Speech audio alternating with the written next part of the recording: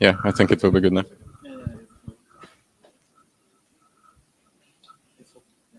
It's good?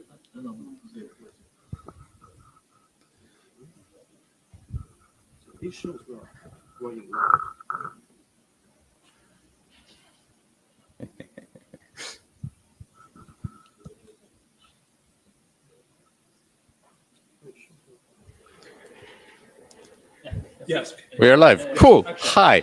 Yeah, so sorry about that. Some technical issues to figure out. Hi, I am Victor, and I'm a postdoc at the Center for Robotics Research, or in short, CORE, under the Department of Engineering at King's College London. Our mission here is to develop world-leading solutions to critical challenges faced in society, where robot-centric approaches can improve outcomes of applications aimed at supporting humans. We mainly deal with medical themes, human-robot, and human and robot environment interaction themes, and we have recently expanded our research focus to agriculture and manufacturing. Among others, we have expertise in innovative sensing and manipulation technologies, dynamic control methodologies, and a wide variety of technologies revolving around human-robot interaction. Our lab puts special emphasis on interaction with people, haptic, or if you will, touch-based controllers, prosthetic devices, and rehabilitation equipment. Our approaches incorporate machine learning, trajectory planning, and shared decision-making to provide adaptive interfaces that improve a system's performance over time. Now, I will showcase some of the things that we have whipped up for you in an entire pipeline. So let me set the scene. Imagine the following. Someone just had some orange juice, which will be represented by this plastic piece over here, but they have no means or have trouble putting their cup down. To tackle this, we have a system with this robotic arm here, which is enabled to be taught how to reach for a drink, which is, quite frankly, less trivial for it than for us. There might also be an obstacle in its path, in this case, this plastic pole wrapped in duct tape, which provides an additional challenge for the robot. So now the robot will try to avoid this obstacle, or actually not avoid, just negotiate it. You see as it brushes past it, then it reaches a point where it can grasp the object. At this point, the robotic arm is compliant, so I can press it and it will return to its position. I can do more harsh movements as well, but it will come back to the same position where it can grab the orange juice. So now I'm going to give it to him. We detect when the cup is grasped by a sensor that's mounted on the end of the robot or the robotic arm. And when we detect that the cup is securely there, the arm can move it to a designated position. As you can see here, it makes a trajectory, and it softly lands the cup on the table. Studies also show that the emotional state of people affects how safely they feel around robots. Therefore, we can implement emotion recognition that can be used to determine how fast this robot arm should move and like how close it should go to humans. So for that, we have a different system over here, which can pick up my face. And when it detects me, hopefully it does, then it will be able to tell what emotion my face is displaying. Now I'm trying to grab its attention.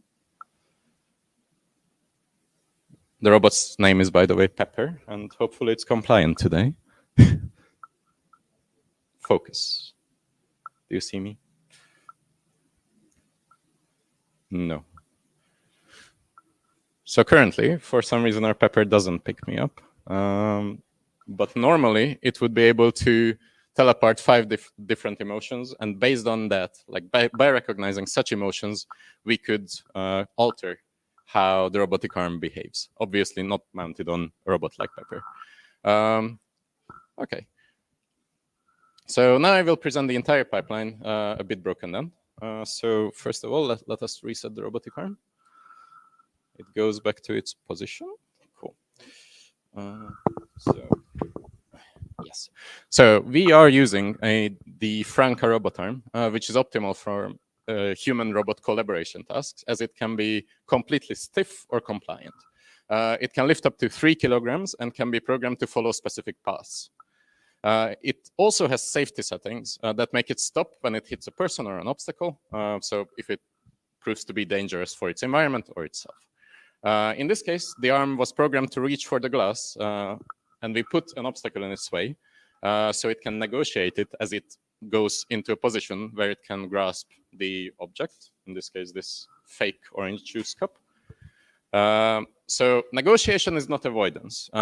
Negotiation means that touching some obstacle is acceptable if it is to minimize the time and distance a movement needs, unless it brings harm to the robot or the object or a human.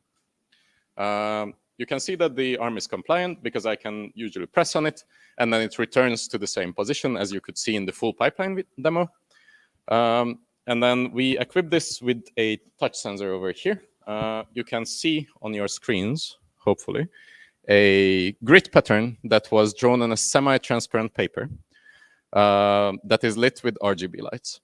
A camera is monitoring this pattern. So if I put my finger on it and slide it across, then you see where the surface is depressed, the distance, because the distances between the dots change. And this can be used to determine the shape of an object or a secure hold. You can also monitor the angle at which I'm grasping and how hard I'm pressing at certain areas of this sensor. Yes, if this technology would be applied to both sides of the gripper, it would give a more 3D-like information.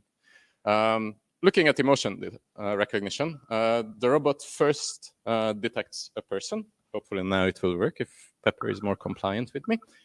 So when it searches for a person, it should identify me.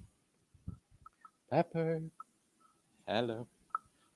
Hi, yes. When it detects me, then it detects key points of my face. Key points are basically points of interest around my face. These can be things just as like points around my nose, the edges of my eyes, my lips.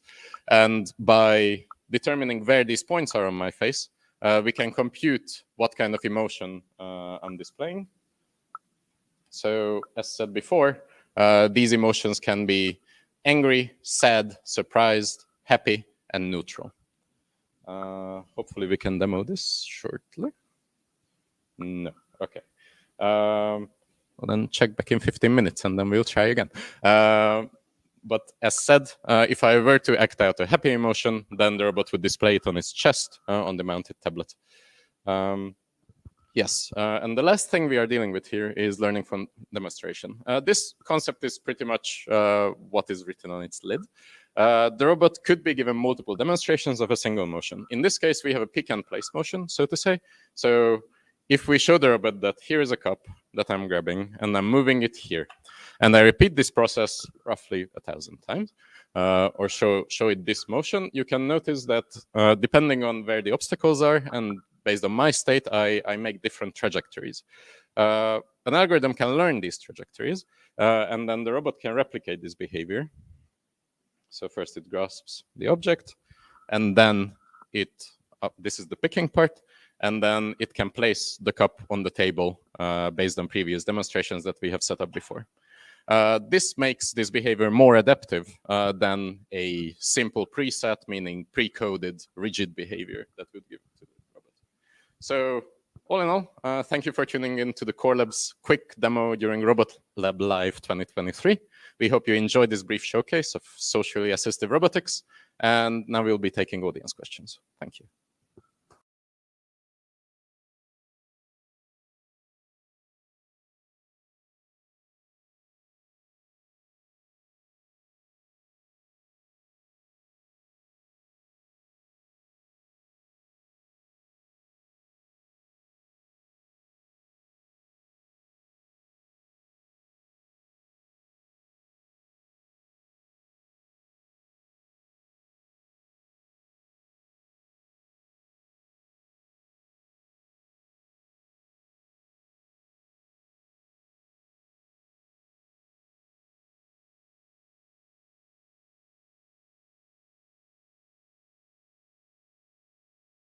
Yeah. Yeah, so we will respond to questions until 4:12. Then we reset. And hopefully Pepper will work the next round. So if there is any questions, you guys let me know. By the way, to anyone watching, there's a whole crew behind the cameras here. So.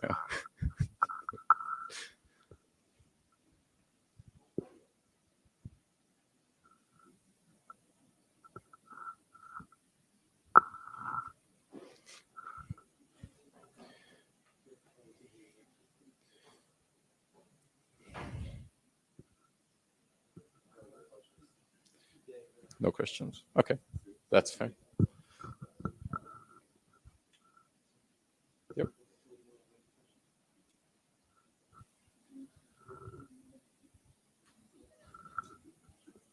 Hey, Pepper.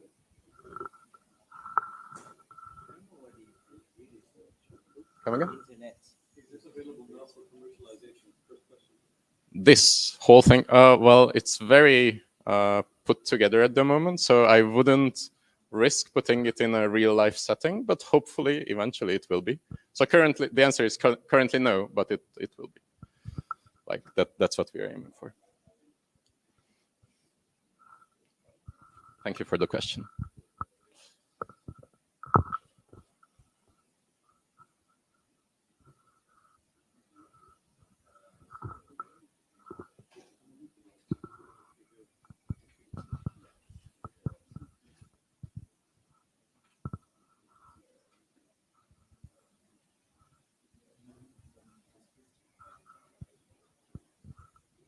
In the background, you can see Pepper stretching for another run.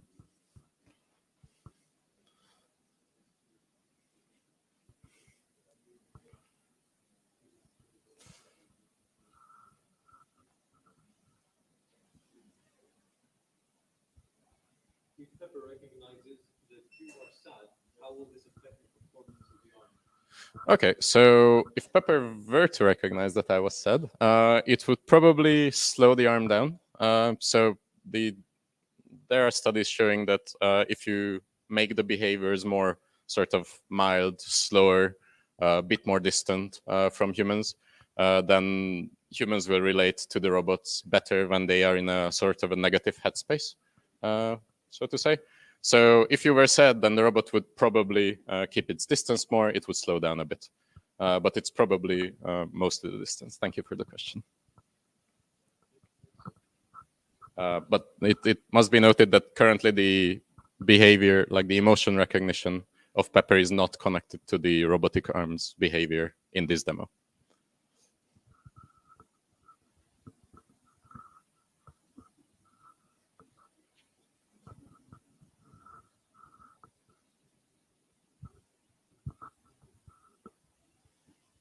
Can the arms of Pepper achieve the same things like that Franklin robotic arm? Okay, so the arms of Pepper are there for kind of a show. So they are not really meant for grasping. We once tried to give it a coffee mug, but it did not work out well, so to say. So the short answer is no, because it can't really lift things. Okay. So it can't really lift the same weight as the Franca robot arm, and it can't have a solid grip on objects, but its hands are also equipped with sensors that pick up whether it's touching something, actually. Thank you so much for the question. And I believe we are soon resetting for another demo. Is that correct?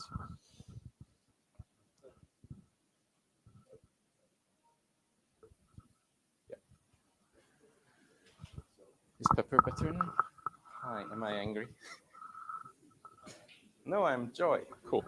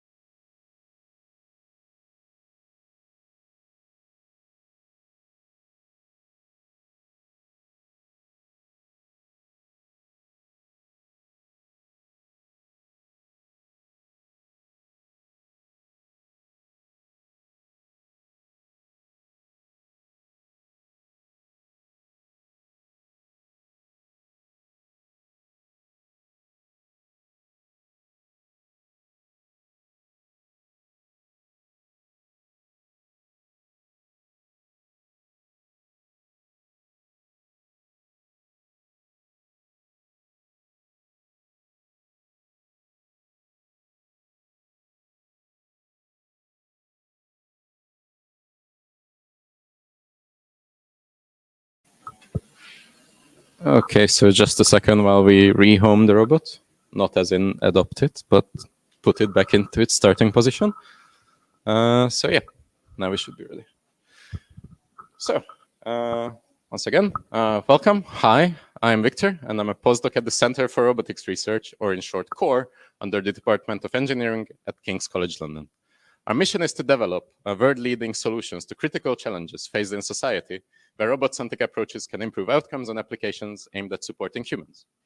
We mainly deal with medical themes, human-robot, and robot-environment interaction themes, and we have recently expanded our research focus to agriculture and manufacturing. Among others, we have expertise in innovative sensing and manipulation technologies, dynamic control methodologies, and a wide variety of technologies revolving around human-robot interaction. Our lab puts special emphasis on interaction with people, haptic or touch-based controllers, prosthetic devices, and rehabilitation equipment. Our approaches incorporate machine learning, trajectory planning, and shared decision-making to provide an adaptive interface that improves a system's performance over time. Now I will showcase a full pipeline. So first, let me paint a picture for you. Someone just had some orange juice, which, like the empty container of that, like a glass, is represented by this plastic piece over here.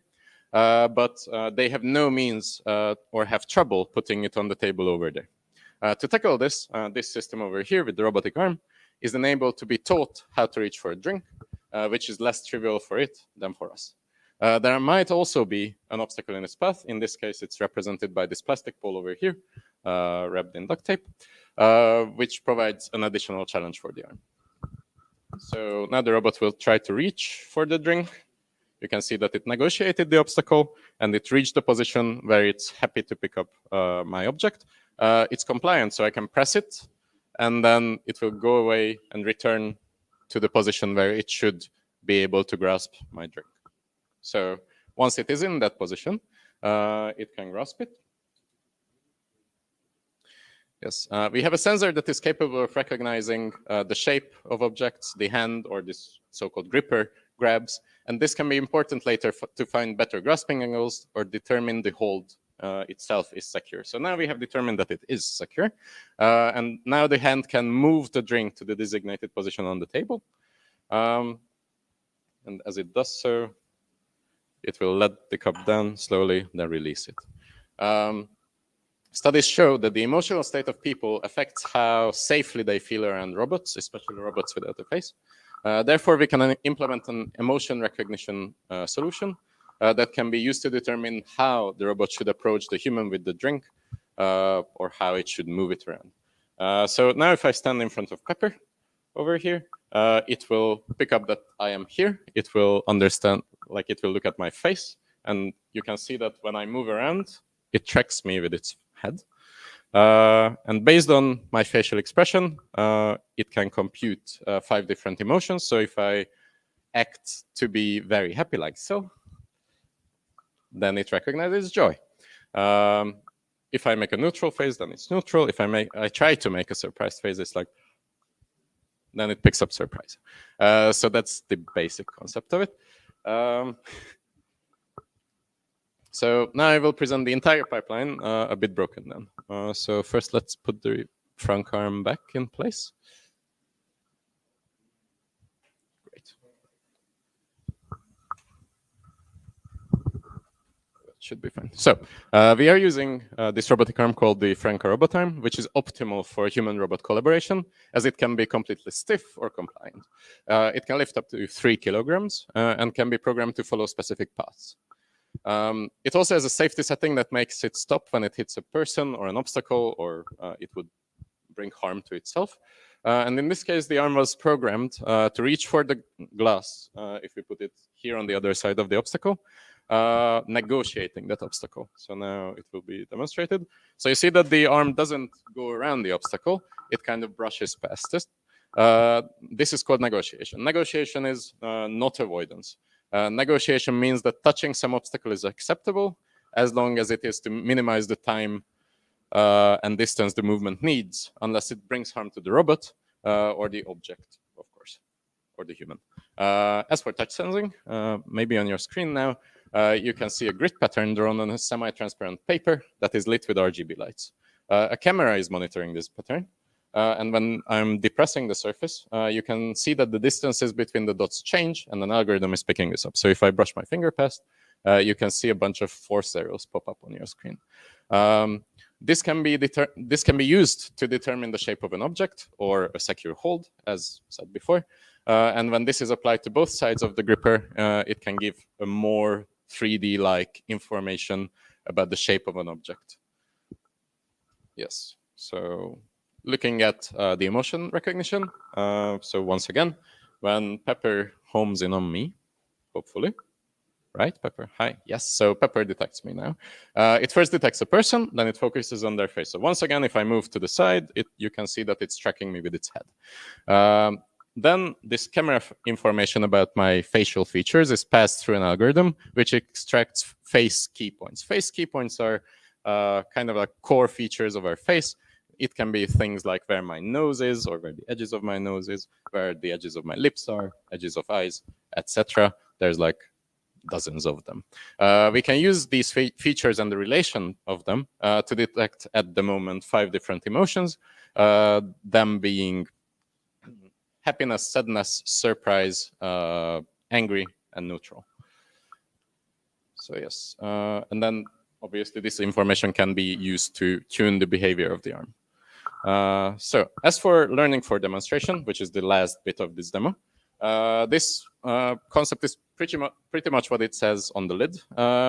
A robot can be given multiple demonstration of, in this case, a pick and place task, meaning that I pick up an object and I place it somewhere. So if I showed that I am holding this glass here and then I'm bringing it here to set it down, and I do this a number of times, you can see that I can take many different paths, meaning that I am quite dynamic in executing this task, and there's more than one good solution to do so. So learning from demonstration takes all these samples and tries to replicate this human-like behavior in this pick and place action. So if I give the cup to the robot arm, then it can transfer it to the table in the end. This behavior is more adaptive compared to a single preset, meaning pre-coded behavior that we can give to the robot. So all in all, thank you so much for tuning into the Core Labs demo during Robot Lab Live 2023. We hope you enjoyed this brief showcase of socially assistive robotics, and now we'll be taking questions for like 7 minutes. Thank you.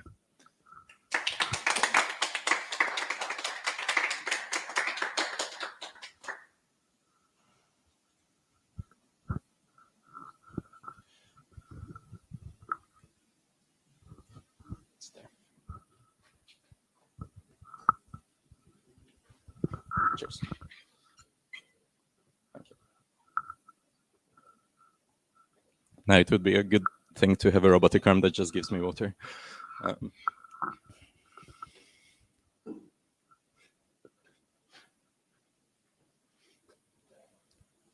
Anybody? So we have one question. Yes. Is this joint or Cartesian impedance control? Is the question. It should be Cartesian impedance control. Thank you for the question. Thank you.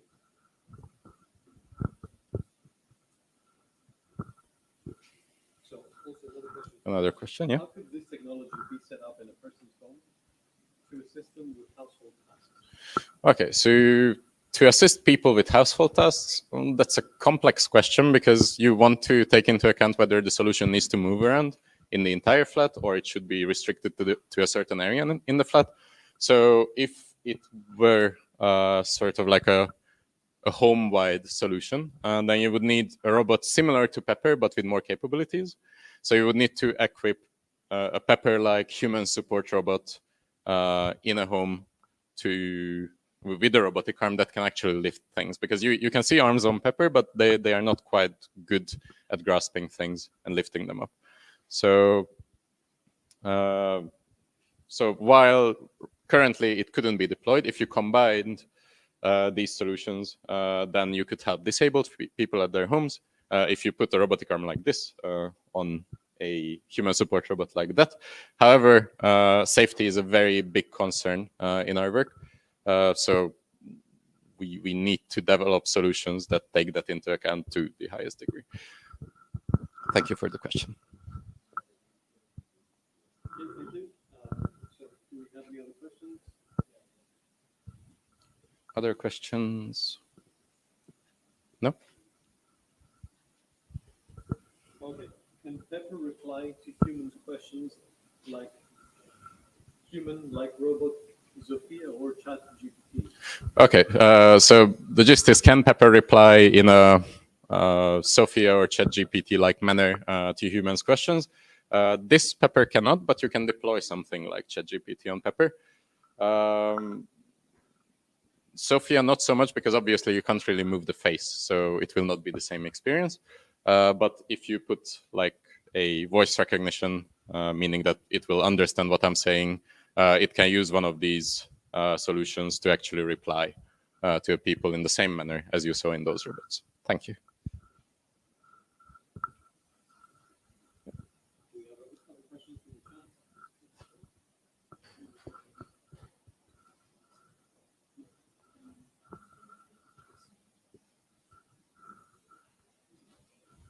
No, so we don't have any other questions. Okay, well, then thank you for watching, and we'll reset and do this again.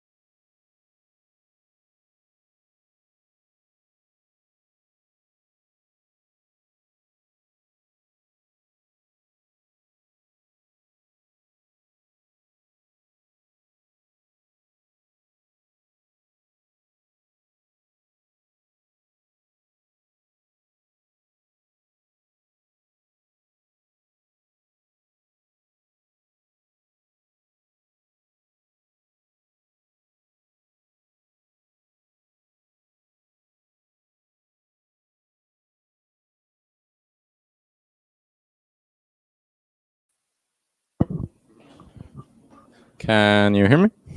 Cool, great. So, hi again.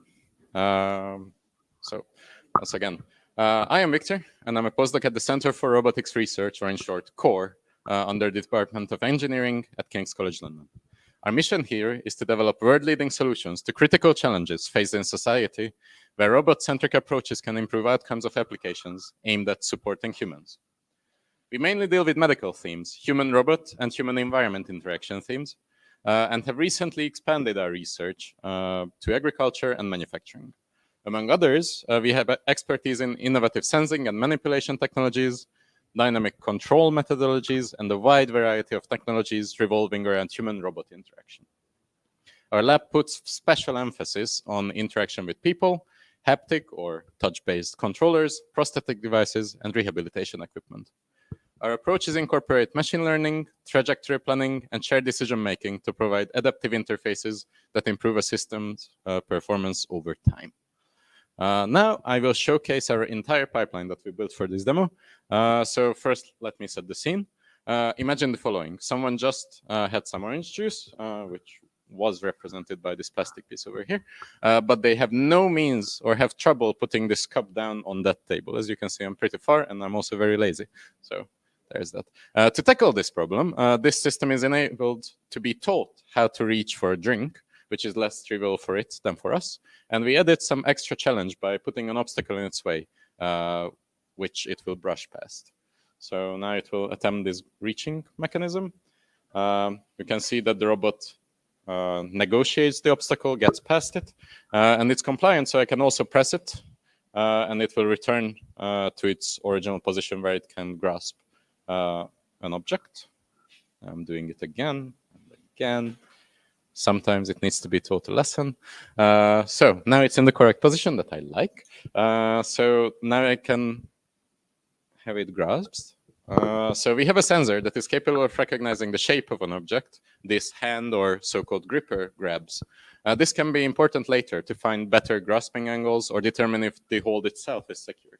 Now we have determined that it is, so the hand can move the drink or the representation of the drink to the designated position on the table over there. It will do so now. So you can see that it sets it down, releases it. In addition, studies show that emotional state of people affects how they feel around robots. And therefore, we can implement an emotion recognition solution that can be used to determine how the robot should approach the human with the drink or just in general. So now you can see this robot looking at me. It picks up my face. If I swerve to the side, it tracks my head. And then I can overact some emotions such as happiness, surprise, or I can try to act sad. It just picks it up as neutral. There we go, sadness. So it can pick up 5 different emotions based on which we could tailor the same robots or this robot arm's behavior. Now I will present the entire pipeline a bit broken down, but first let us rehome the robot. Yep, so now it's in position. I'll put the obstacle back in its way.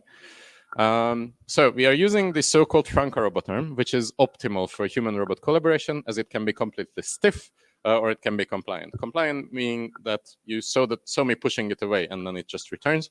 That is a compliant behavior. It can lift up to 3 kilograms and can be programmed to follow specific paths. It also has a safety feature that makes it just stop when it hits a person or an obstacle. The arm was programmed to reach for the glass or the representation of the glass, even if we put an obstacle in its way, and it will negotiate it, as you can see here.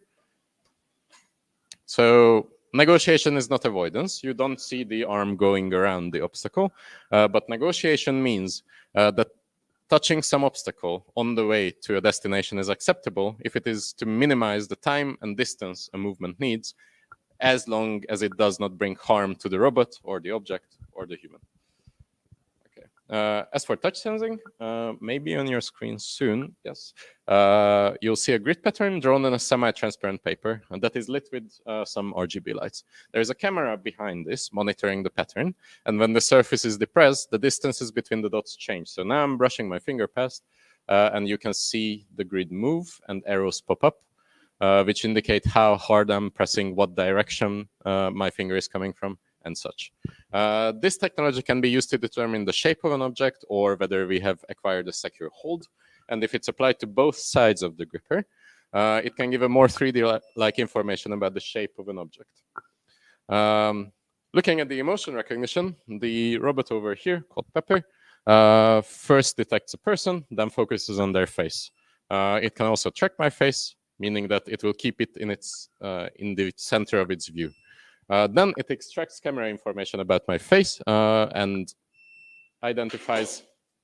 Sorry, there's a robot falling over in the background. Identifies key points of my face. Key points are features such as the edges of my eyes, the position of my nose, how my lip is at the moment. And then based on the relation of these features, we can compute 5 different emotions. So I can look angry, I can look happy. Yeah. I can look neutral, as before, you saw surprise as well. This computed emotion information can be used to adjust the behavior of robots like Pepper or robotic arms, obviously if it was applied to the Frank robot itself. It could adjust the robot's speed or closeness to people, depending on their needs. Yes, as for learning from demonstration, the concept is pretty much what I just said. So we have a motion, in this case, a pick and place motion. So I am holding a cup and then I'm placing it on the table. You can see that my arm can go on different trajectories to actually place the cup in a specific position. And by generating these samples and an algorithm learning from these, we can replicate a human-like behavior that can perform this pick and place task in a more adaptive way compared to a simple preset or pre-recorded way. So now you can see, once again, the gripper grasping this, and then the arm will move it to the table and set the cup down. Yay. So thank you so much for tuning into the Core Labs demo during Robot Lab Live 2023. We hope you enjoyed this brief showcase of socially assistive robotics. And now we'll be taking a few questions. Thank you.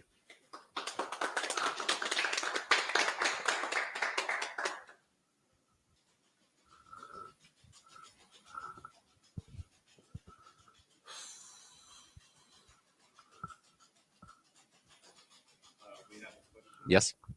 How does the robot know the height of the glass so we can place it down? How does the robot know the height of the glass to place it down on the surface? It was programmed to release it at that height. So when we demonstrated for it where to release it, that's how. Yes. Oh yeah, we can also use the force sensor. So if the cup would hit the glass, then obviously when it's in the gripper, the force pattern on our sensing area would show it being pushed up slightly by the table. And based on that, we would know when the cup is securely set on the thing. Yes. Yes, Sodar? How does learning for demonstration work? Can it be generalized to other tasks? Well, currently, as far as I'm aware, research stands that for simple tasks, it can be. So if you provide many iterations or demonstrations to a robot about performing a simple task, especially when it's a single robot arm, pick and placing things or doing specific motions, then it can be generalized to those. Currently, there are no systems that incorporate like large-scale multitask things. Thank you for the question.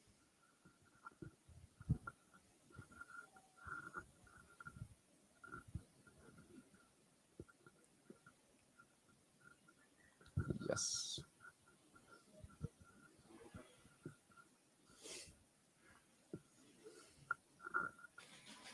Meanwhile, we have a dog running around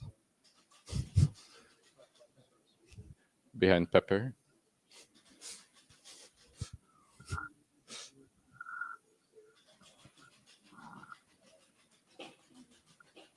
Any other questions? No. Okay. Yes, one question. We have one more question. What is the technology in the force sensor on the gripper? Come again? What is the technology in the force sensor on the gripper? That's by Sam Wayne. Okay, what is the technology in the force sensor in the gripper? So it's based on vision.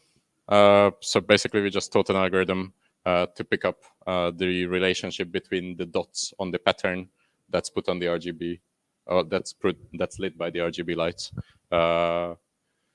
And so, in short, this is called a visual tactile sensor. So basically, the change in between the dots and how large they appear determines how far they are pushed and where they are pushed. Thank you so much.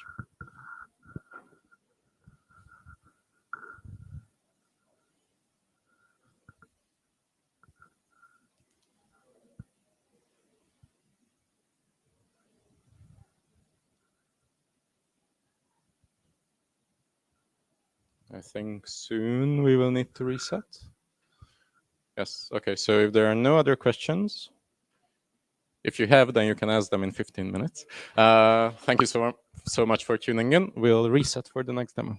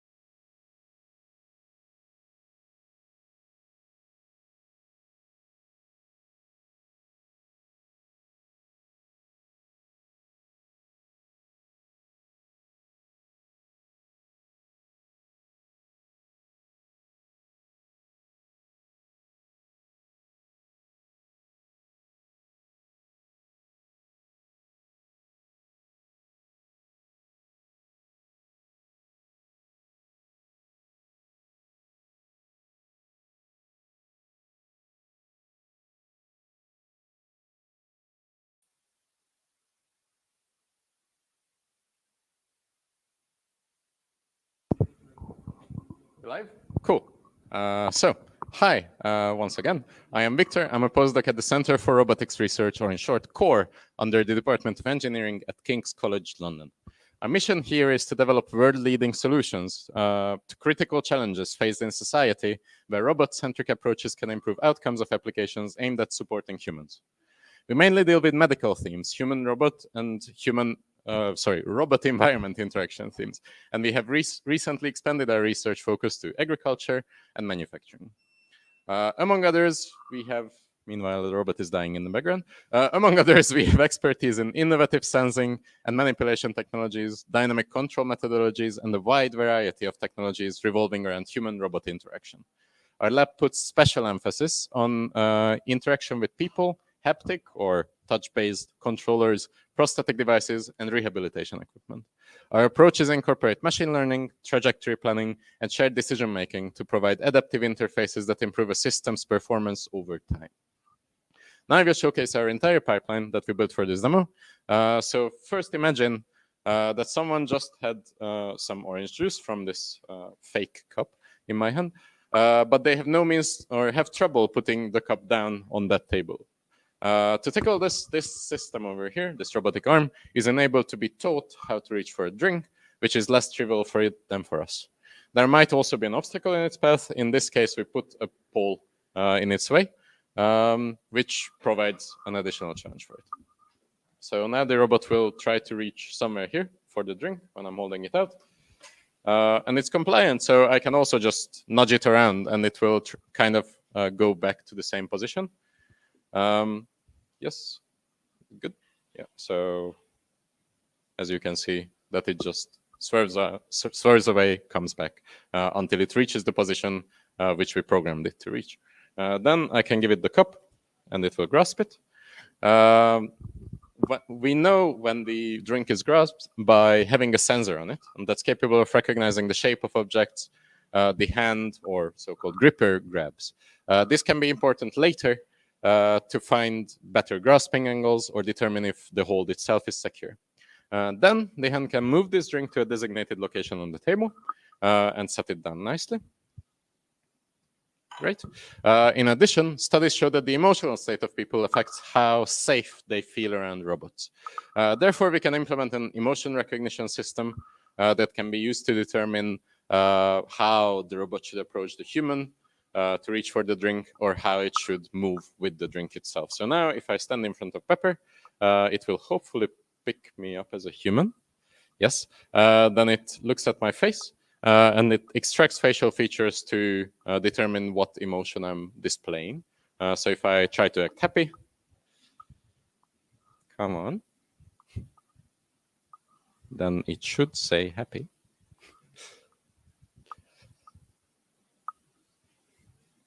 Apparently, it doesn't see me as happy. That's fine. We'll come back to this later when I talk a bit more in a bit more detail about this robot. So now I will present the entire pipeline a bit broken down. So first, let's put the robot back in its original position. Yes. And then right. So yes. So to begin with, we are using a robotic arm called the Franca robot arm, which is this whole white thing here. It is optimal for human-robot collaboration, as it can be completely stiff or compliant. Compliant being what I did with it during the first full demonstration, that I can just toss it to the side and it can come back. And can be programmed to follow specific paths. It also has a safety setting that makes it stop when it hits a person, an obstacle, or when it brings danger to itself. This arm was programmed to reach for the glass, or the representation of the glass that we put on the other side of the obstacle, and it can negotiate that obstacle. So once again, when the robot comes here to reach for the glass, it brushes past the pole that we put in its way. This negotiation is not avoidance. Avoidance would be getting around the obstacle. Negotiation means that touching some obstacle is acceptable if it is to minimize the time and distance for an arm to execute a motion, unless it, of course, brings harm to the human, the robot, or the object. Then, as for touch sensing, you can see a sensor here, and maybe on your screen a representation of it. So there is a grid pattern drawn on a semi-transparent paper that is lit with RGB lights. A camera is monitoring this pattern, so if I brush my finger past it, then you can see the pattern move around. You can also see how hard I'm pressing based on the arrows and the direction of my press as well.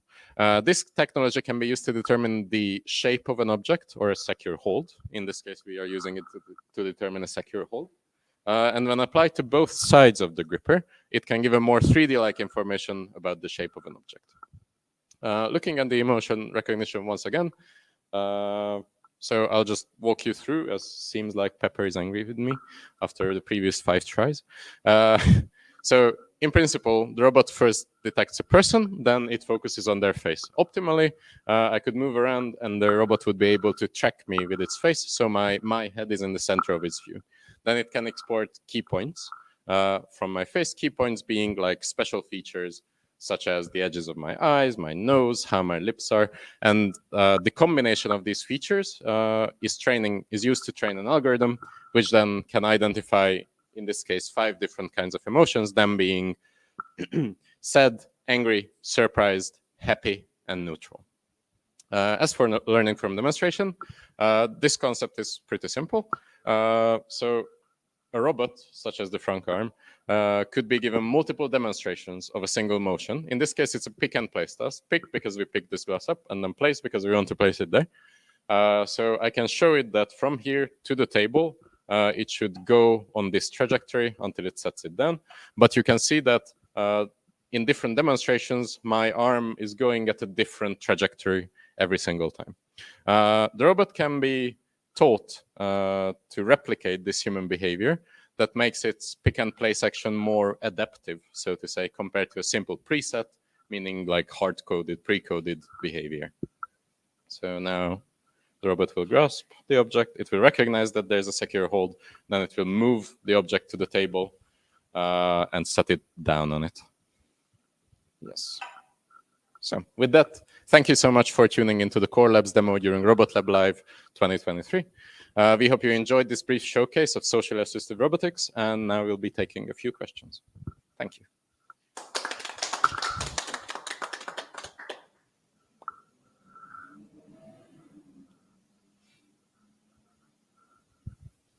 Any questions?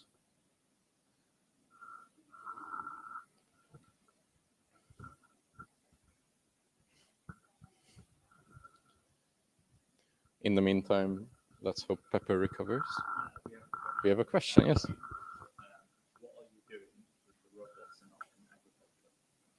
What are we doing with the robots in agriculture? I know that the lab itself has some berry picking problems. So pretty much mobile robots in the field go out, identify ripe berries and try to pick them off. That's the project I know about, and that's what the previous years have yielded, kind of. Thank you for the question.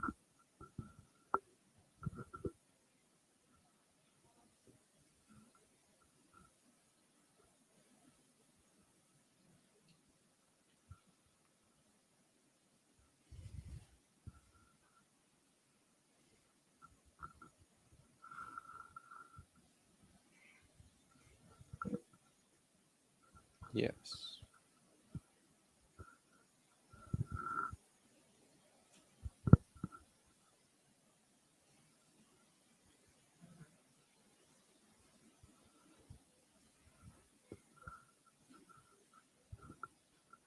So there seem to be no questions. We can start this reset, maybe. All right. So then we'll just reset. If you do have any questions that come late, you can ask them in 15 minutes if you want to. We'll be happy to reply. Until then, bye.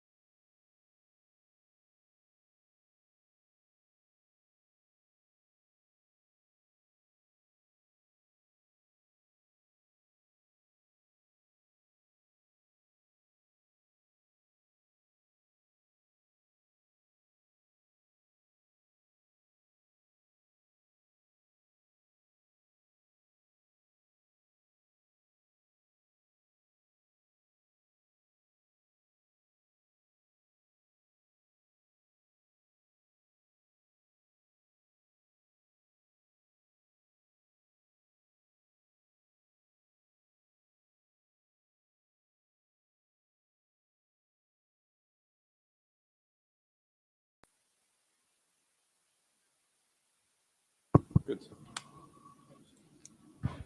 Live? Yes, live. Great. So, hi, I am Victor, and I'm a postdoc at the Center for Robotics Research, or in short, CORE, under the Department of Engineering at King's College London. Our mission here is to develop world-leading solutions to critical challenges faced in society, where robot-centric approaches can improve outcomes of applications aimed at supporting humans. We mainly deal with medical themes, human-robot and robot-environment interaction, and we have recently expanded our research focus to agriculture and manufacturing. Among others, we have expertise in innovative sensing and manipulation technologies, dynamic control methodologies, and a wide variety of technologies revolving around human-robot interaction. Our lab puts special emphasis on interaction with people, haptic, or also known as touch-based, controllers, prosthetic devices, and rehabilitation equipment. Our approaches incorporate machine learning, trajectory planning, and shared decision-making to provide adaptive interfaces that improve a system's performance over time. Now I will showcase our entire pipeline. So first of all, let me set the scene. Imagine the following. Someone, in this case me, just had some orange juice, and I have no means, or I have trouble with putting this representation of a cup down on that table over there. To tackle this system over here is enabled to be taught how to reach for a drink. This is less trivial for it than for us, as there might also be an added obstacle that we did here, which provides an additional challenge for the robot. So now the robot will attempt to reach for a cup.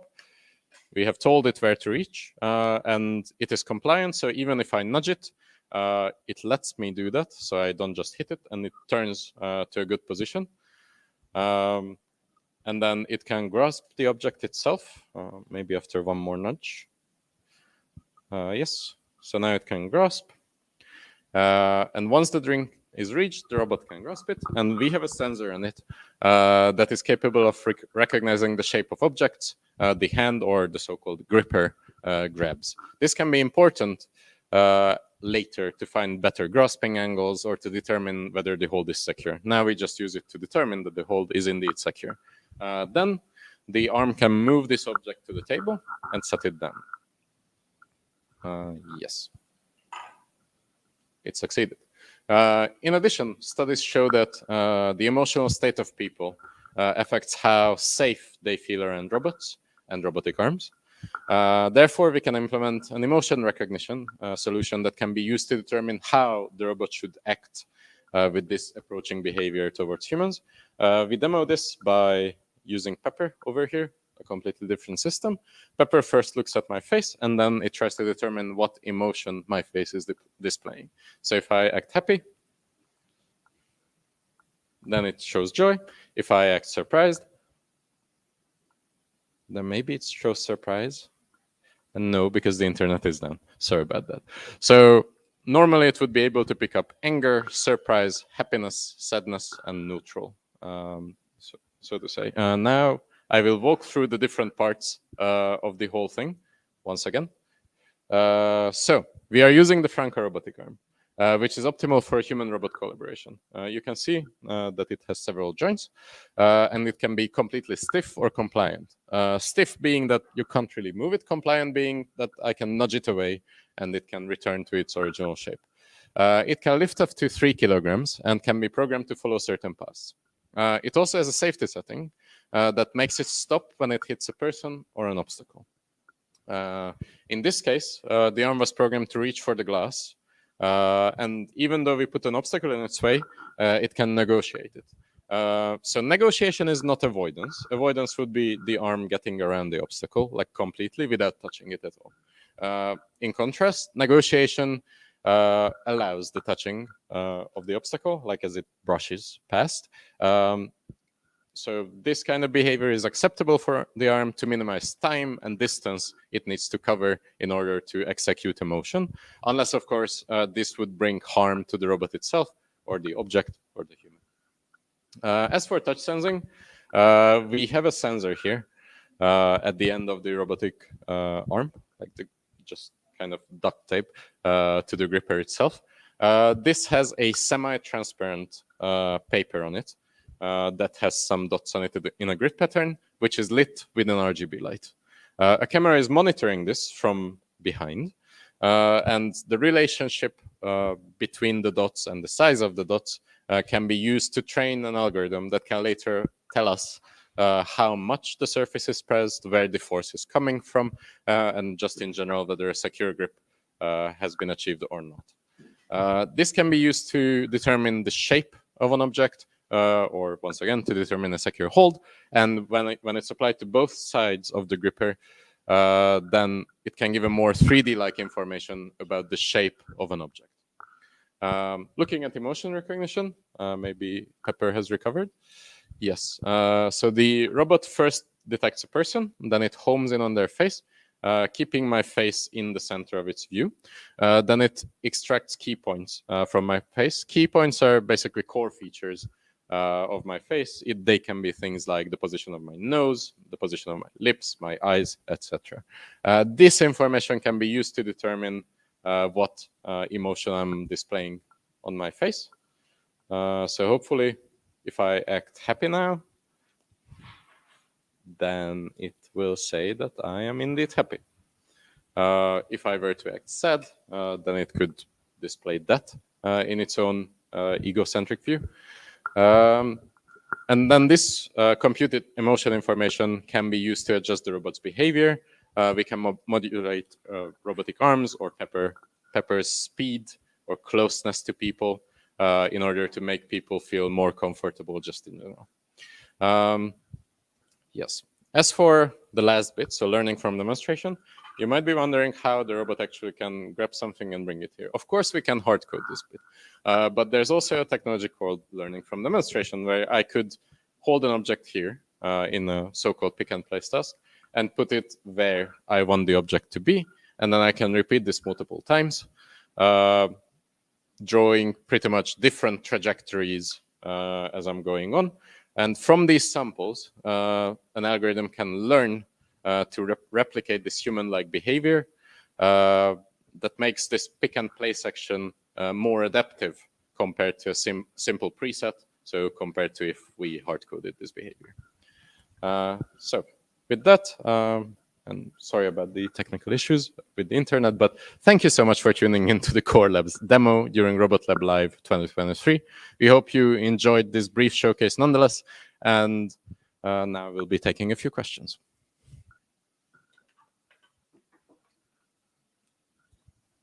Anyone questions?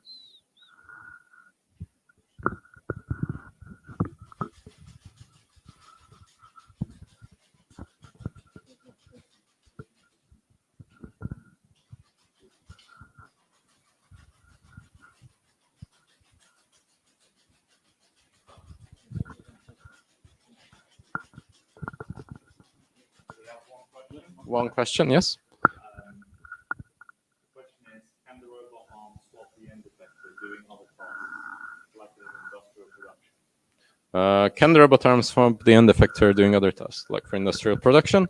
Well, currently, no, but in general, yes. So this is completely custom in this case, but we can swap it to anything else. Also, I believe it's a quick lock mechanism. Thank you so much. So you can just easily detach this bit and then put something else in its place. And if the robot knows where the second attachment is, then it's fairly trivial to do. Thank you so much for the question. Claire's asking, Yes. what's your favorite robot in the lab? What's your favorite robot in the lab? Well, personally, Wisely. yeah, I should choose wisely. So I would say Pepper because it has a very cute face, and it's sort of human-like. It's interactive, and it can talk back to you and can be kind of like. There's a robot dog behind me disagreeing with this, but anyway. So my answer is Pepper. Thank you so much. What about the Baxter? Someone asks. The Baxter is behind me, and it's a bit too bulky. I don't know. Thank you, Claire. We have another question. How flexible? This is from Manal. How flexible is the robotic arm when moving the pump producer out? Can it move the task to the chair of the user, like by being You see it on wheels. So if this solution would be put into sort of like a care setting, then the robotic arm would be able to do this. So you would just need to provide some demonstrations where to put it, and then the robot's behavior can be easily adapted to it. So the short answer is yes. Thank you for the question.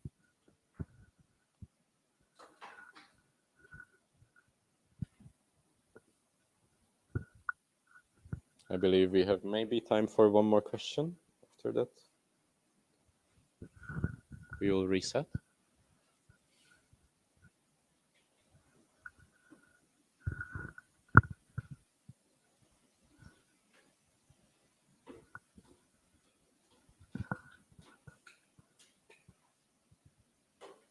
Yeah, okay. So we'll reset now. If you have any other questions, just ask them at the end of the next demo segment. Until then, bye.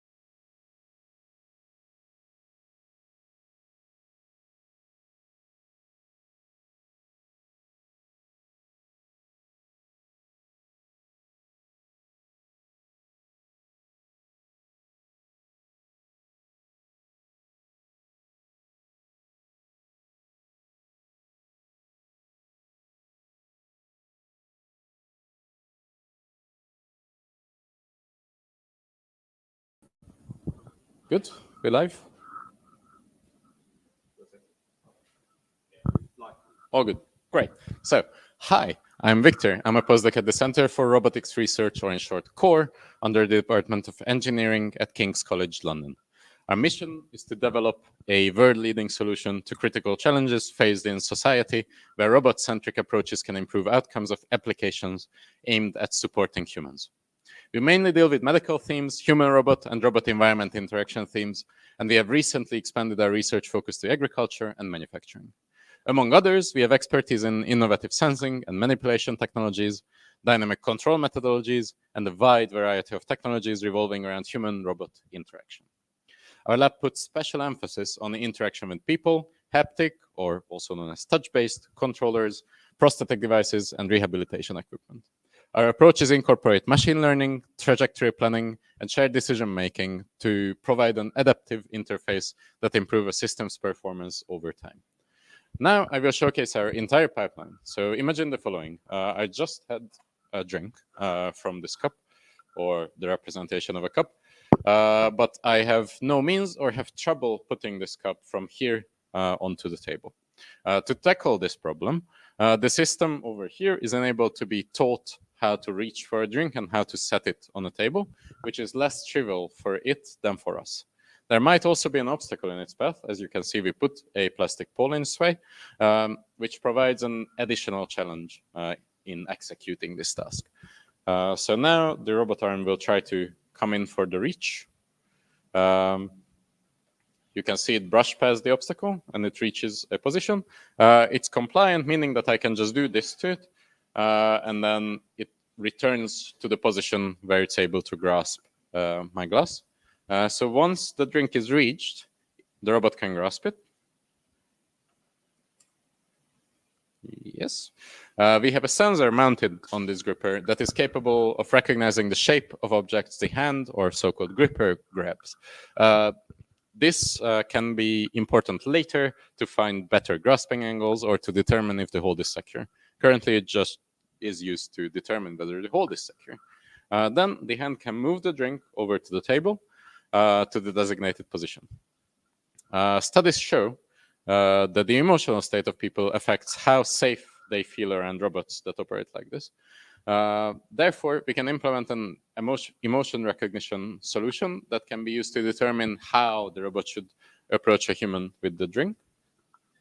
So now I'm trying to get Pepper's attention over here. Hello. Hi. Yes. So Pepper first detects a human, then it recognizes their face. Then it recognizes the emotion displayed on my face. So if I try to act at being happy, then it recognizes joy. If I try to act sad, apparently I can't act sad enough. So it recognizes sadness or a neutral state of emotion. Now I will present this entire pipeline just a bit broken down. So first, allow us to put the robot back in its original position here. So we all start here. And then I put an obstacle in its way. So we are using the Franke robot arm, which is optimal for human-robot collaboration, as it can be completely stiff, meaning that you can't really move it around. It locks all its joints, or compliant. You saw me just waving it away and it returning. It can lift up to 3 kilograms and can be programmed to follow specific paths.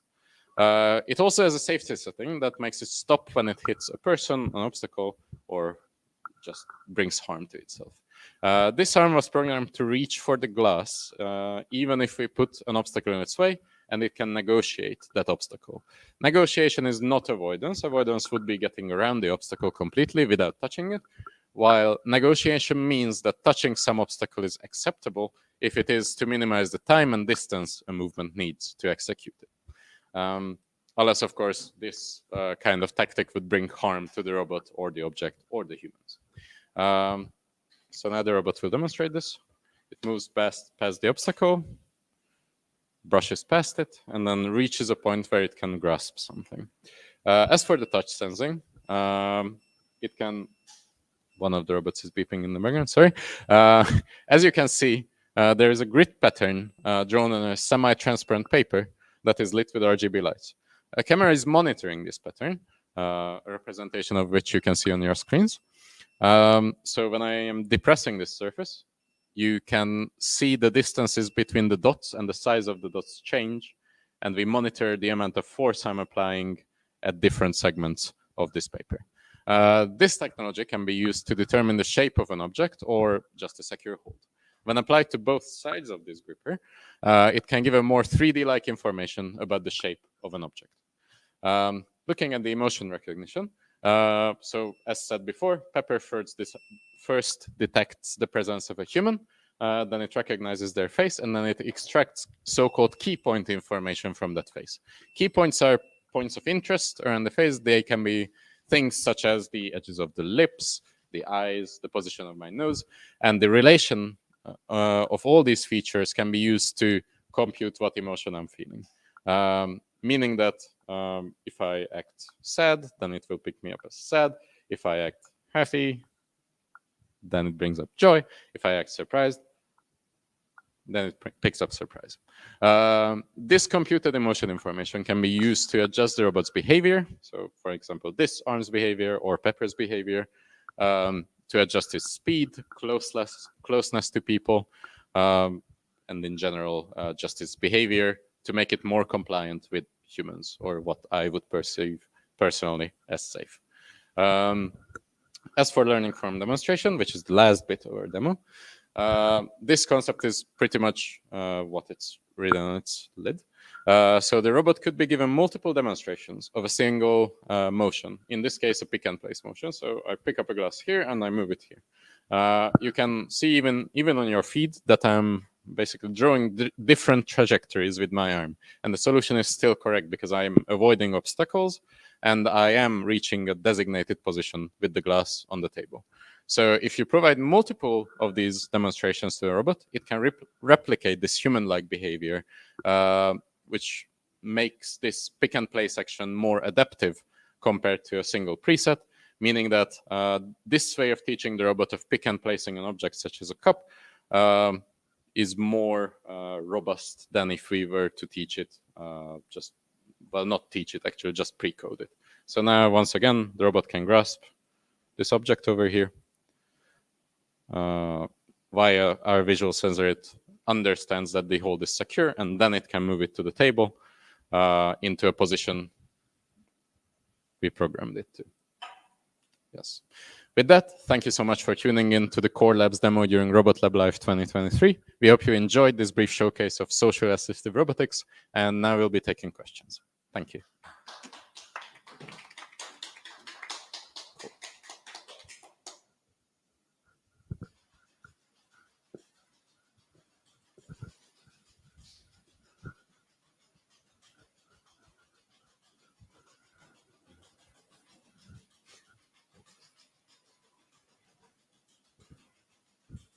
What if multiple people appear into Pepper's view? Can he recognize each person's emotion? Well, in principle, yes, we can analyze multiple faces. However, we need to determine which person's emotion to act upon. So we need to determine who intends to interact with the robot or with Pepper, and then only use their face information. But in principle, so even now, it can detect multiple emotions. We just need to determine which person's emotion to use to adapt the behavior. Thank you for the question.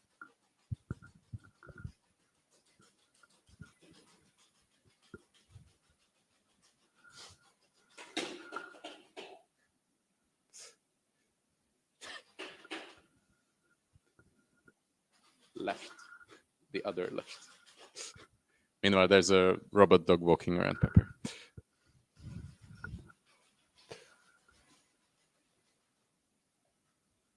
Okay. Any other questions?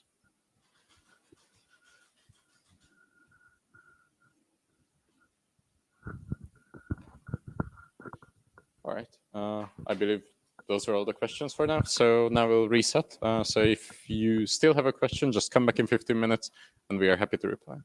Thank you so much.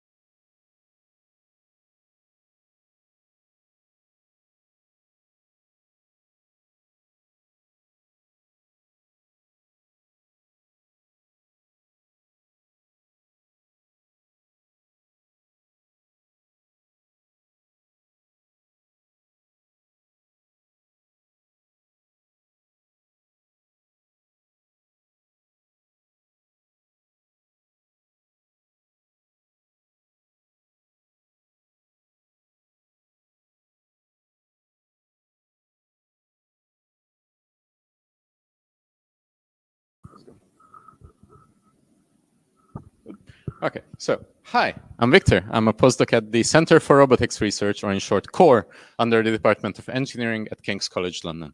Our mission in this lab is to develop world-leading solutions to critical challenges faced in society where robot-centric approaches can improve outcomes of applications aimed at supporting humans. We mainly deal with medical themes, human-robot and robot-environment interaction themes, and we have recently expanded our research focus to agriculture and manufacturing. Among others, we have expertise in innovative sensing and manipulation technologies, dynamic control methodologies, and a wide variety of technologies revolving around human-robot interaction. Our lab puts special emphasis on interaction with people, haptic, also known as touch-based controllers, prosthetic devices, and rehabilitation equipment. Our approaches incorporate machine learning, trajectory planning, and shared decision-making to provide adaptive interfaces that improve a system's performance over time. So now I will showcase our entire pipeline. Imagine the following. I just had a drink from this standee for a cup, but I have no means of reaching that table over there. Of course, I could use my feet, but maybe I'm unable to. I have trouble doing so. To tackle this, we can have a system like so that can be taught how to reach a drink, which is less trivial for a system like this than for us humans. There might also be an obstacle in its path, which provides additional challenge. For that, we added this plastic pole in the way. So now the arm will try to come here and reach for the drink, or for the glass, sorry. At this point, I can also just nudge it to the side and kind of make it return to the position where it should grasp something. And when it does so, it can actually grasp this object over here. Yes. Once the drink is reached, we have a sensor capable of recognizing the shape of the object that it grasps and whether it has a secure hold on it. In this case, we determined that it does. And this kind of technology can later on be important to find better grasping angles or to determine, once again, if the hold is secure. Then the arm can move the glass to the table to a designated position and set it down nicely. Yes. In addition, studies show that the emotional state of people affects how safely they feel around robots. Therefore, we can implement emotion recognition, such as we did on the pepper, that can be used to determine how the robot should approach the human while it's trying to reach for a drink, or while it's moving the glass, or while it's just navigating around people. So in this case, I'm standing in front of Pepper. It recognizes me as a human. It detects my face and tracks it. So I swerve to the side. It will track me with its head. And I can act out emotions to demonstrate how it can pick up different types. There are 5 emotions it can pick up. I'll try to do a few. So first, I can appear happy. Yeah, I can appear surprised. I can try to appear angry. I fail to, but then again, can you be angry at this robot? Now I will present the entire pipeline a bit more broken down. As you can see, we are using the Franca robot arm over here. That's homing to its starting position right now. This arm is optimal for tasks like this because it enables human-robot collaboration, as it can be completely stiff, meaning that its joints are locked, or it can be compliant. You saw me just nudge it away and it returned. That is compliance. It can lift up to 3 kilograms and can be programmed to follow specific paths. It also has a safety setting that makes it just stop when it hits a person or an obstacle, or it would bring harm to itself. The arm in this case was programmed to reach for the glass that I'm holding over here. Even if we put an obstacle in its way, it will negotiate it. Negotiation is not avoidance. Avoidance would be getting around the obstacle. Negotiation means that it can also brush past an obstacle in order to minimize the time and distance required for the arm to move from here to here. So you can see this now. So the arm moves past, brushes the obstacle, ends up here. So once again, I can nudge it, and it will return to the same position. So it's exhibiting compliance. Then, as you can see on your screens, there's a grid pattern drawn on a semi-transparent paper over here that is lit with RGB lights. There's a camera behind it that's monitoring this pattern. And when I'm depressing the surface, you can see that the distances and the sizes of the dots change And using that visual information, so purely based on the camera view, we can determine how much force I'm exerting on these dots and what direction that force is coming from. This can be used to determine the shape of an object or a secure hold. And when this technology is applied to both sides of the gripper, it can give a more 3D-like information about the shape of an object. Looking at emotion recognition, once again, the way it works is that Pepper will pick me up as a human, then focus on my face. Then it extracts facial information in the form of so-called key points. Key points are kind of points of interest in a person's face. They can be things like where the different features of my lips are, where my eyes are, where my nose is. Using the combination of these features, if Pepper focuses on me one more time, we can determine 5 different emotions at the moment, them being sad, angry, surprised, happy, and neutral. So if I act happy, like give a smile, then it picks it up as joy. If I act neutral, then it picks up neutral. Yeah, and if I act angry, I don't know how to act angry, then it would pick me up as angry. So this computed emotion information can be used to adjust the robot's behavior, for example, its speed or closeness to people. And in this solution, we can detect different emotions. So if I was sad or angry, then the robot could keep more distance, it could move more slowly. As for learning from demonstration, the concept is pretty much in the title. The robot could be given multiple demonstrations of me having an object here, picked up, and then I can place it here. With this single motion, I can perform the same task and succeed at it by, avoiding obstacles and still reaching a destination with my object in multiple ways. So if we record these different paths that I'm making and feed it as information to the robot, it can replicate this human behavior and make the pick and place action more adaptive compared to a simple, completely hard-coded, rigid behavior. So once again, if the robot grasps, after that it can execute the placing motion after the picking and set the glass on the table, which concludes our demonstration. Thank you for tuning into the Core Labs demo during Robot Lab Live 2023. We hope you enjoyed this brief showcase of socially assistive robotics. And now we'll be taking audience question. From the previous round, I believe there was a question that I did not answer. There was, yes. the question was, how are your sequential planning tasks? Okay, so previously there was a question how we are sequentially planning tasks for robot behavior, trees, or finite state machines.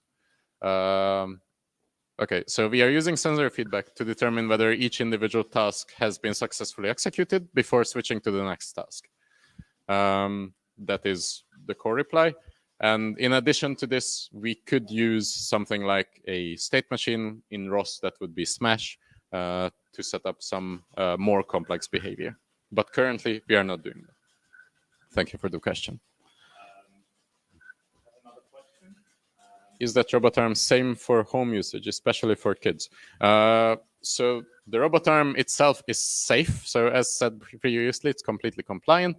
If you would bump into it, the robot would, in the worst case, would just stop and eventually recover home back to its normal position. But being compliant, I can just nudge it about. It can kind of bounce. It has a spring mechanism in it, which makes it not dangerous for kids. So it could be used in home, yes. Thank you for the question.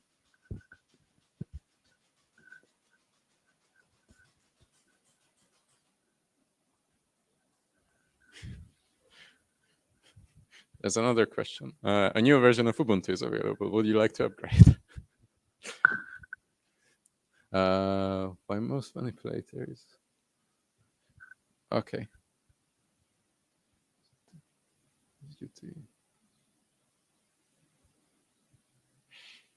So the next question is, Yeah. why most manipulators are limited to 7 or 6 degrees of freedom? Freedom.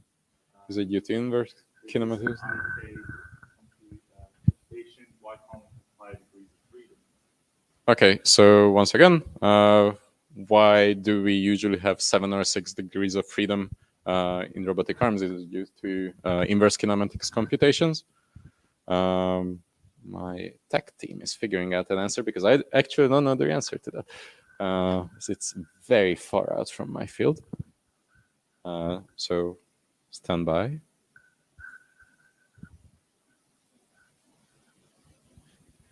Yes, so so why most of manipulators is limited to 7 or 6 degrees of freedom.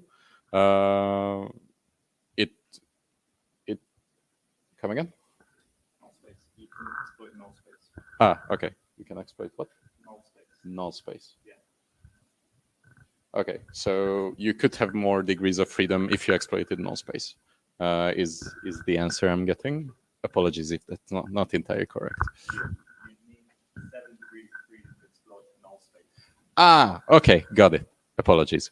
Really far out from my field. I'm mostly in social robotics. So you need 7 degrees of freedom to exploit null space, and basically you don't need more. Otherwise, some of them would be redundant. So you can move around in the entire scene with 7. So it's just the best to use. Yes. Another question?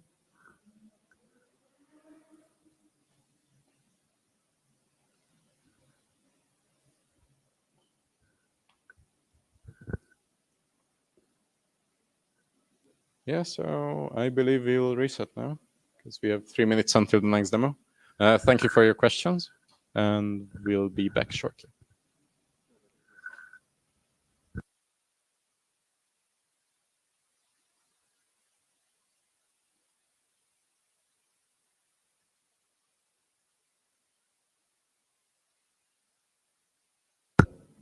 Okay.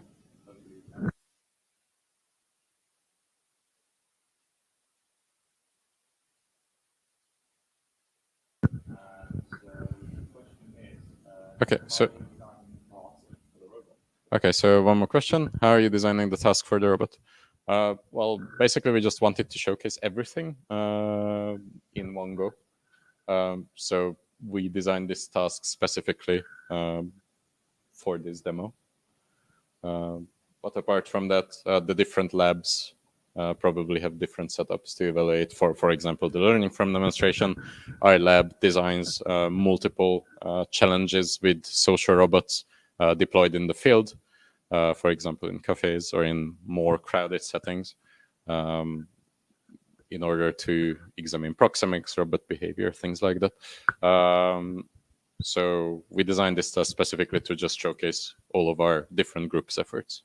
That would be the short answer. Thank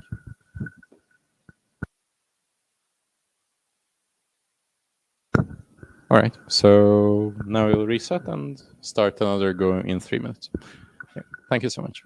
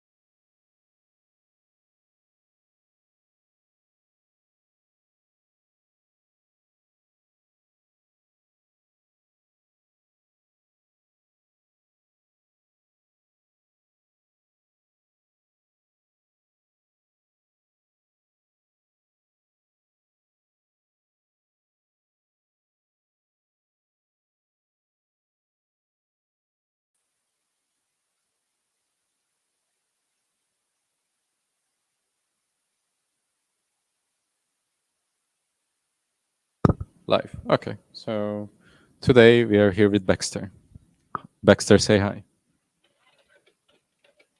It can just wave at the moment. But anyway, I'll give you the more interactive robot, which is I. Hi, I'm Victor. I'm a postdoc at the Center for Robotics Research, or in short, CORE, under the Department of Engineering at King's College London. Our mission here is to develop world-leading solutions to critical challenges faced in society, where robot-centric approaches can improve outcomes of applications aimed at supporting humans. We mainly deal with medical themes, human-robot, and robot-environment interaction, and we have recently expanded our research focus to agriculture and manufacturing. Among others, we have expertise in innovative sensing and manipulation, dynamic control methodologies, and a wide variety of technologies revolving around human-robot interaction. Our lab puts special emphasis on interaction with people, haptic or touch-based controllers, prosthetic devices, and rehabilitation equipment. Our approaches incorporate machine learning, trajectory planning, and shared decision-making to provide adaptive interfaces that improve a system's performance over time. Now I will showcase our entire pipeline. So imagine the following. I just had a drink from this stand-in for a glass, but I have no means or have trouble putting it down on the table. Maybe I cannot move there comfortably, or for me at the moment, it's just too far. To tackle it, this system over here is able to reach for a drink, which is less trivial for it than for us. And there might also be an obstacle in its way, which we purposefully put here to provide an additional challenge. So now the robot will attempt to reach for my item here, brushing past the obstacle. As you can see, it negotiates the obstacle and reaches a final point in space.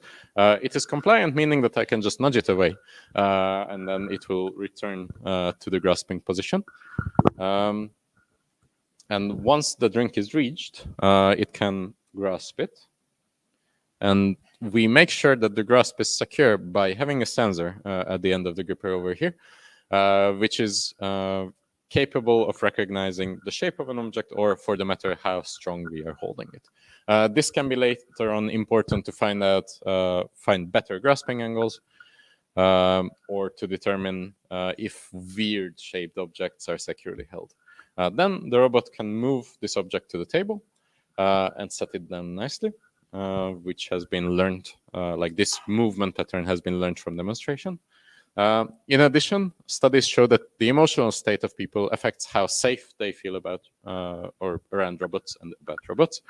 Therefore, we can implement a solution with Pepper over here, if I can get their attention. Yes, that can be used to determine how a robot like Pepper or that robotic arm over there should approach me, how it should operate next to me. So Pepper can recognize different emotional states based on my facial features. For instance, I can appear neutral, happy, or I don't know, surprised. Yes. Upon recognition, we can adjust the behavior of that robot or this robot. Currently, this is obviously not implemented. However, now I will present the entire pipeline in a bit broken down manner. We are using the Frank robot arm over here that we are going to set back to its starting position. This robotic arm can be completely stiff or compliant. Stiff meaning that it doesn't move any of the joints. Compliant being I can, as you could see, nudge it away and it can return to a position where it's supposed to be. It can lift up to 3 kilograms and can be programmed to follow specific paths. It also has a safety setting, meaning that it stops when it hits a person, an obstacle, or it would bring harm to itself. This arm over here was programmed to reach a specific point here and pick up a glass.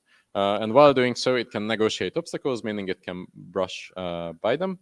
Negotiation is not avoidance. Avoidance would be getting around the obstacle, while negotiation is a broader term. That means that it can also kind of drag on obstacles while passing them if this behavior ends up being minimizing the time and distance a movement needs to complete said movement. Unless, of course, this kind of behavior brings harm to the robot, the object, or humans around it. So now the robot will brush past this obstacle. You can see how the gripper turns and the robot reaches a final destination. So once again, the front arm is completely compliant, so I can just nudge it around, and it will eventually find its way back to the position where it expects the glass or the representation of the glass. As for touch sensing, we have a sensor at the end of the gripper over here with the grid pattern drawn on a semi-transparent paper, which is lit with RGB lights. And the camera is monitoring this from behind. It observes the distance between the dots in the pattern and how large the dots appear. So when I brush my finger past this, you can see the algorithm that we trained to recognize these relations pick up the force with which I'm pressing and the direction of the forces I'm exerting on this surface.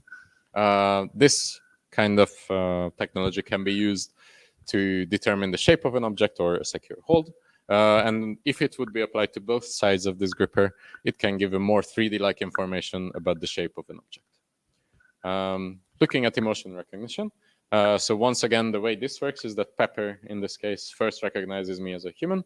Then it hones in on my face. So if I step to the side, it tries to keep my face in the middle of its view to track the key points of my facial features. Key points are points of interest around all of our faces.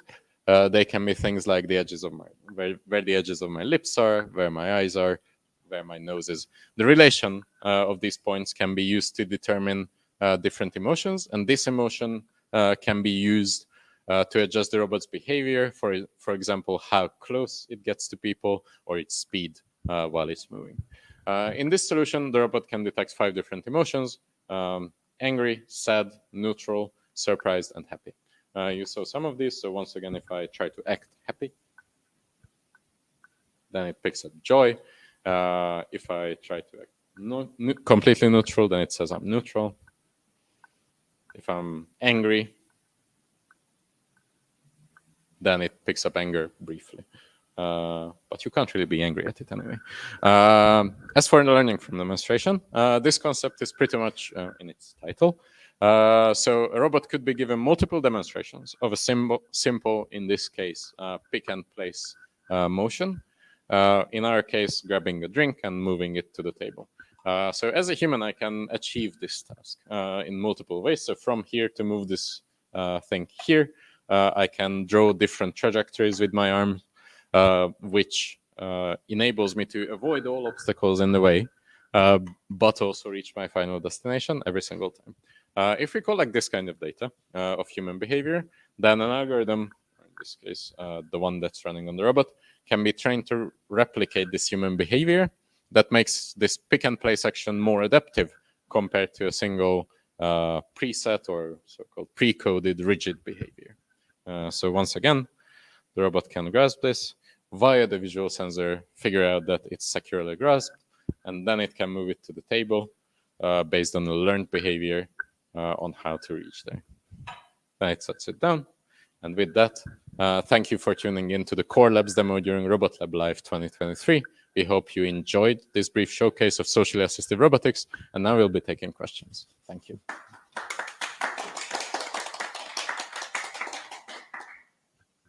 So, any questions?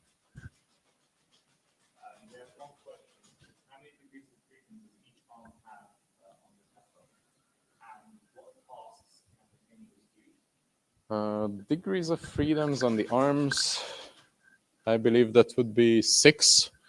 So the arms have 6 degrees of freedom, and the fingers, well, they can do some basic pointing. However, the grasping to some extent as well.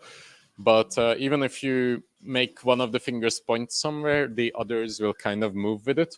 So it's fairly limited what kind of gestures the pepper can generate. It's mostly good at gesturing, to some extent grasping, but it has to be a very light object. For example, it cannot securely grasp a mug or something like that. Thank you for the question.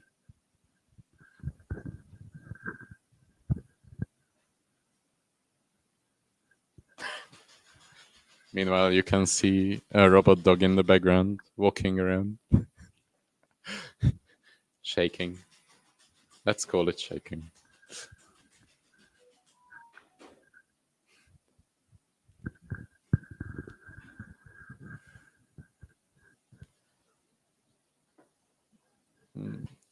So if you have any other questions, you have 4 more minutes to state them. We are happy to reply.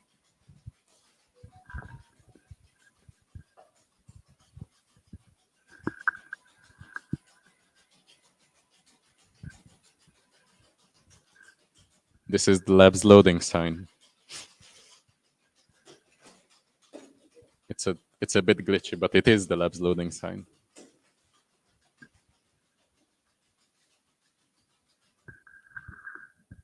Yes.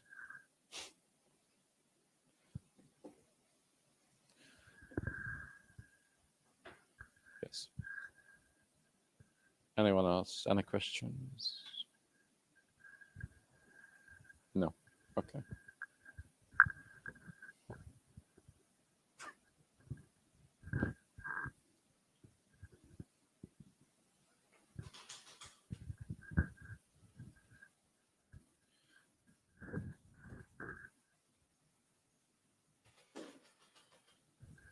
Now you just get a glimpse into the evening life of the robotics lab. Robots are just vibing. Pepper is completely oblivious of the existence of the robot dog.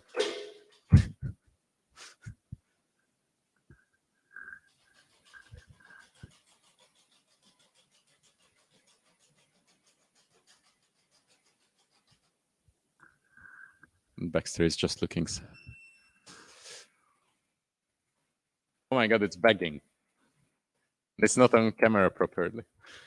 Can you do it a bit closer? Bit.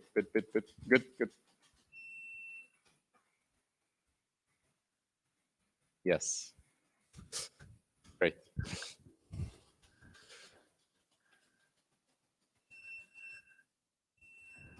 We have still 2 minutes for questions if anyone has any.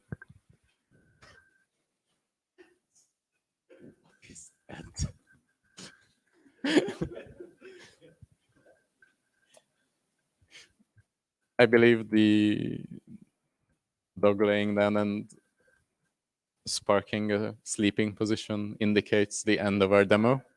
It's tired. So thank you to anyone tuning in to this live demonstration, any of the 8. And thank you to the entire team working behind the cameras, making this happen. And yes, see you next year, hopefully, at Robot Lab Live 2024.